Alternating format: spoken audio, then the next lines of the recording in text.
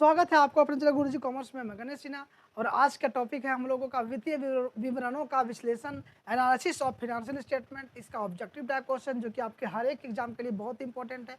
यहाँ पे देखिए, निम्नलिखित में से कौन वित्तीय विवरणों के विश्लेषण का लाभ है। तो यहाँ पे देखिए, वित्तीय विवरणों के विश्लेषण का लाभ यहाँ पे क्या है ये आपको बताना है। पक्षपात से रहित निर्णय, वैज्ञानिक निर्णय और अंशधारियों की दृष्टि से लाभ। तो यहाँ पे सभी होगा इस क्वेश्चन का आंसर, सभी। लाभ व हानि विवरण भी कहते हैं, लाभ व हानि विवरण कहते हैं तो आय विवरण को, है ना। लाभ व हानि विवरण, आय विवरण यहाँ पे होगा इसका आय विवरण। लाभ व हानि विवरण क्या कहता है, तो आय विवरण को। नेक्स्ट देखिए यहाँ पे, जब दो या दो से अधिक संस्थाओं के अंतिम विवरणों का विश्लेषण किया जाए तो इसे कहते हैं, इसे अंतर संस्था विश्लेषण कहते हैं। ठीक है, अंतर संस्था विश्लेषण कहते हैं। इसका राइट आंसर होगा, एक व्यावसायिक उद्यम के लिए वित्तीय विवरणों में शामिल होते हैं तो यहाँ पर होगा तुलन पत्र, मतलब बैलेंस शीट भी होगा, लाभ हानि खाता ये भी होगा, और रोकड़ प्रवाह। ये मैंने स्टार्टिंग में बताया था कि balance sheet, profit and loss account और रोकड़ प्रवाह विवरण, कैश फ्लो स्टेटमेंट, इनमें से सभी इस क्वेश्चन का राइट आंसर है। ठीक है, चलिए नेक्स्ट क्वेश्चन यहाँ पे, आर्थिक उद्यम की वित्तीय स्थिति संबंधित सूचनाएं प्रस्तुत करता है तो ये होगा दी गई विशेष अवधि पर। ठीक है, दी गई विशेष अवधि एक होता है उसी पे, मान लीजिए 1 साल का होगा, 1 अप्रैल से लेकर 31 मार्च। समझ में आया। अब यहाँ पे देखिए, वित्तीय विश्लेषण कारण बतलाता है परंतु उपयोग नहीं बतलाता है। वित्तीय विश्लेषण जो है वो कारण बताता है परंतु इसका उपयोग नहीं बतलाता है। तो ये सही है गलत है, तो ये हाँ है ना। इसका जो फिनेंशियल एनालिसिस हम लोग करते हैं ये रीजन बताएगा लेकिन इसका उपयोग वो नहीं बताता है, तो ये सही है। ठीक है, आगे देखिए, वित्तीय विवरणों के विश्लेषण के उद्देश्य क्या है। तो इसका उद्देश्य है शोधन क्षमता को जानना। ठीक है, शोधन क्षमता को या रिडीमेबल कैपेसिटी को जानना। इसका ऑप्शन नंबर ए इस क्वेश्चन का राइट आंसर है। ठीक है, वित्तीय विवरणों के विश्लेषण का मुख्य उद्देश्य होता है लाभदायक का ज्ञान।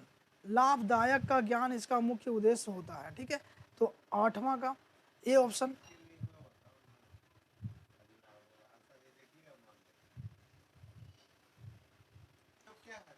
वित्तीय विवरण का मुख्य उद्देश्य इसका पूछा है ना आपसे, तो क्या करेंगे।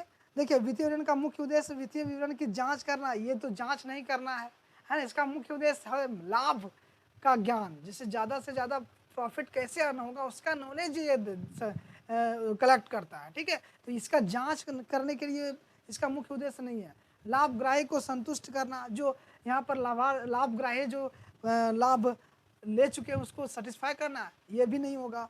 पूर्ण औपचारिक निभाना, ये भी औपचारिक निभाना नहीं है यहाँ पर। इसका मेन ऑब्जेक्टिव जो है वो लाभदायक का ज्ञान, मतलब किस तरह से ज़्यादा प्रॉफिट होगा, ये नॉलेज यहाँ पर प्रोवाइड करता है। ठीक है,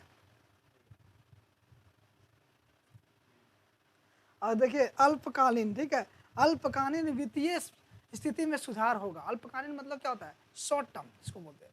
वित्तीय स्थिति में सुधार होगा कब, चालू संपत्तियों में वृद्धि से, चालू संपत्ति में कमी से, चालू दायित्वों में वृद्धि से, स्थायी संपत्ति में वृद्धि से। देखिए अल्पकालीन जहाँ बोल देगा ना आपको, शॉर्ट टर्म पे बात होगा। तो शॉर्ट टर्म पे देखिए तो चालू पे आप जाइएगा। ठीक है, तो ये स्थायी तो ऐसे ऑप्शन से आपका कट गया।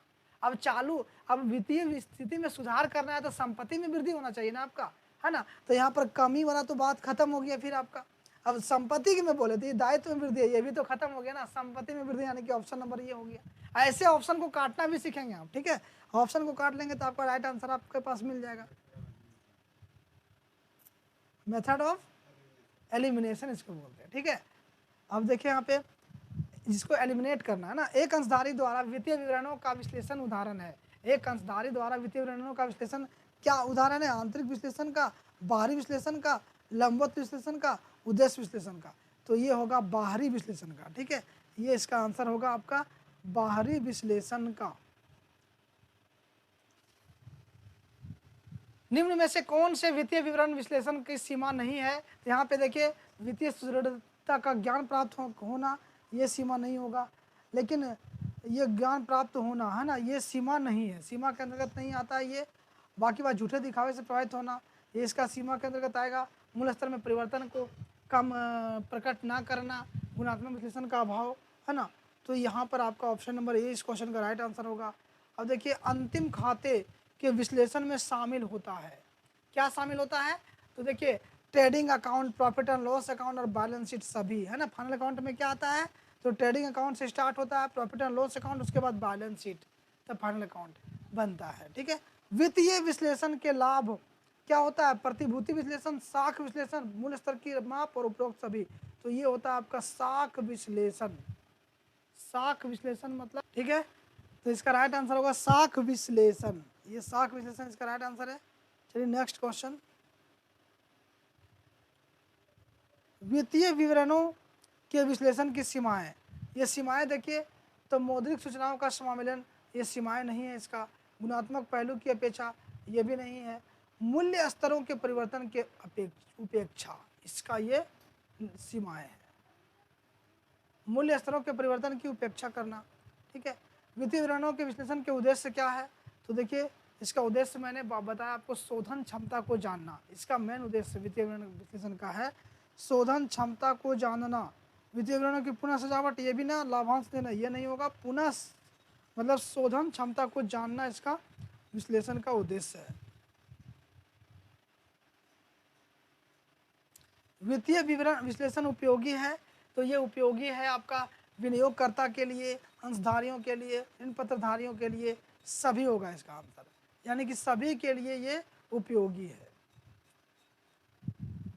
चलिए हो गया कंप्लीट। यहाँ पर आपका फिनेंशियल स्टेटमेंट एनालिसिस का क्वेश्चन, इतना सारा क्वेश्चन आप देखेंगे, आपको इससे हर एक एग्जाम के लिए बहुत इंपॉर्टेंट है। इससे बाहर क्वेश्चन आपका नहीं आएगा, क्योंकि मैंने सभी ऑब्जेक्टिव टाइप क्वेश्चन को ले लिया है इसी के अंदर।